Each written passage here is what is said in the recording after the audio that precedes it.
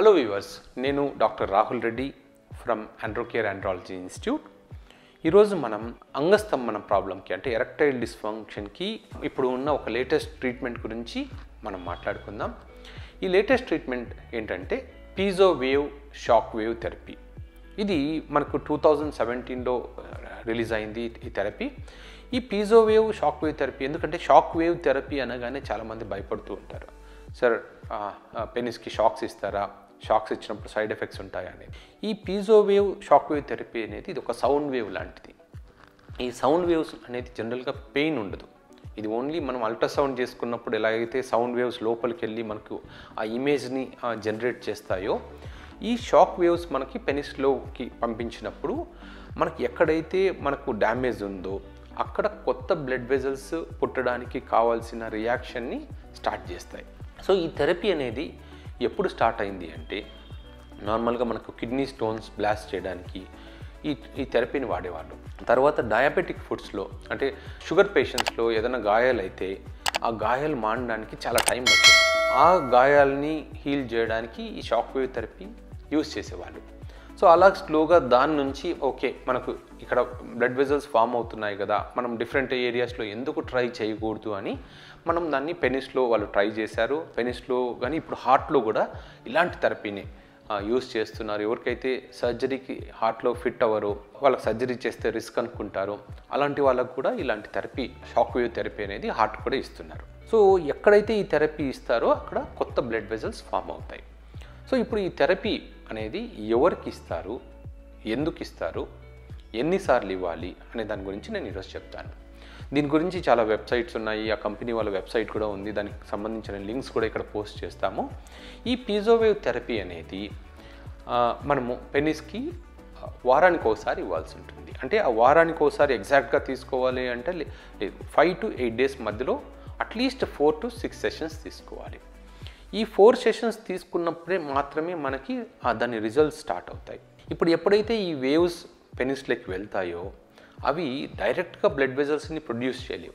ఇవేం చేస్తాయంటే మన బాడీలో ఎక్కడైతే మనకు దెబ్బ తగులుతుందో అక్కడప్పుడు మన బాడీ దాన్ని సెన్స్ చేసి ఆ హీలింగ్ టిష్యూస్ని, హీలింగ్ ఎంజైమ్స్ని అక్కడికి పర్టికులర్ ఏరియాకి పంపిస్తుంది. అది నార్మల్ హీలింగ్ ప్రాసెస్.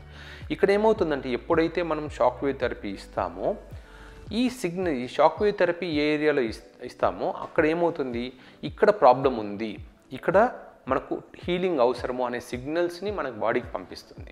అప్పుడు మన బాడీ ఏం చేస్తుంది, వాస్కులర్ ఎండోథీలియల్ గ్రోత్ ఫ్యాక్టర్స్ అనే ఎంజైమ్స్ని అక్కడికి పంపిస్తుంది, పెనిస్లోకి పంపించి ఎప్పుడైతే ఈ ఎంజైమ్స్ అక్కడికి వెళ్ళి యాక్ట్ చేయడం స్టార్ట్ అవుతాయో అక్కడ కొత్త బ్లడ్ వెసల్స్ ఫామ్ అవుతాయి.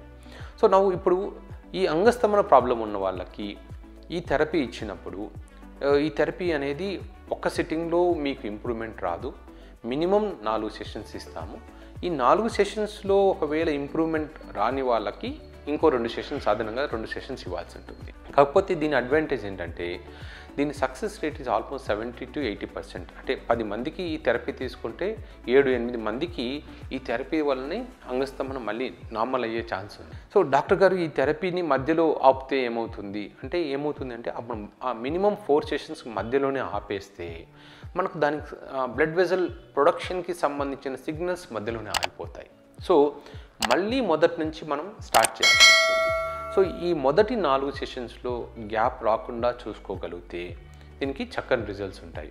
రెండోది, ఈ థెరపీ ఎవరికి ఇవ్వచ్చు అంటే పెనిస్లో ఎవరికైతే బ్లడ్ వెజల్ డ్యామేజ్ ఉందో అంటే వాస్కులర్ ఈడీ ఉందో వాళ్ళకి మాత్రమే ఈ థెరపీ పనికొస్తుంది.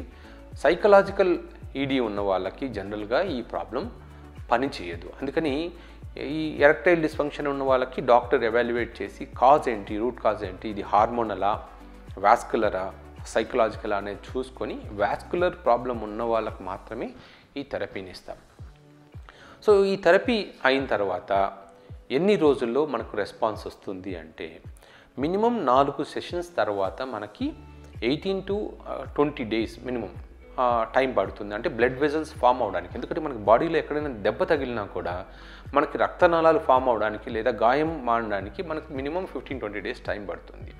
సో ఇది కూడా 4th సెషన్ అయిన తర్వాత మనకి 18 నుంచి 20 రోజులు టైం పడుతుంది. ఒకవేళ 20 రోజుల తర్వాత మీకు కంప్లీట్గా క్యూర్ అయిపోయింది, నార్మల్ ఎరెక్షన్స్ వస్తున్నాయి అంటే 100% ఇంప్రూవ్మెంట్ వచ్చినట్టు.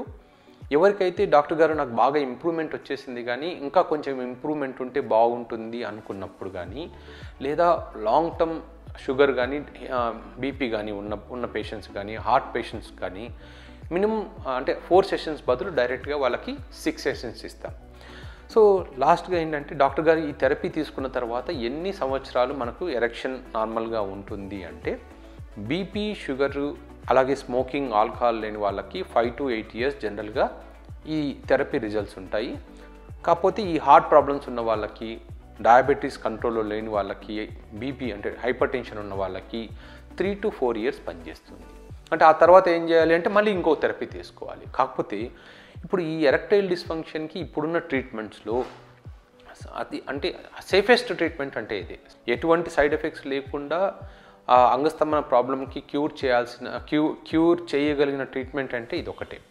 ఎందుకంటే ఇది లేకపోతే ఏదర్ మనం లాంగ్ టర్మ్ మందులు వాడాలి. ఒకవేళ మందులు పనిచేయకపోతే ఇంతకుముందు పీనైల్ ఇంప్లాంట్ని సర్జరీ చేసేవాళ్ళం. ఇప్పుడు ఈ థెరపీ వచ్చిన తర్వాత మనకి ఈ ఇంప్లాంట్ చేయాల్సిన అవసరం అనేది చాలా వరకు తగ్గిపోయింది. ఒకప్పుడు 10 మందిలో 5-6 మందికి సర్జరీ చేస్తే ఇప్పుడు ఒకరికి ఇద్దరికే సర్జరీ చేయాల్సి వస్తుంది. సో వ్యూవర్స్, ఈ థెరపీ గురించి ఇంకా మీకు ఏదైనా డౌట్స్ ఉంటే మీరు కామెంట్ సెక్షన్లో పోస్ట్ చేయండి. దీనికి సంబంధించిన వీడియో లింక్స్ కూడా మీకు అప్లోడ్ చేస్తామంటే ఈ థెరపీ ఎలా చేస్తారు, ఎలా ఉంటుంది, పెయిన్ ఉంటుందా లేదా అనే దాని గురించి. మీకు ఇంకా ఏదైనా డౌట్స్ ఉంటే కామెంట్ సెక్షన్లో పోస్ట్ చేయండి. Please subscribe to our channel. Thanks for viewing. Good bye.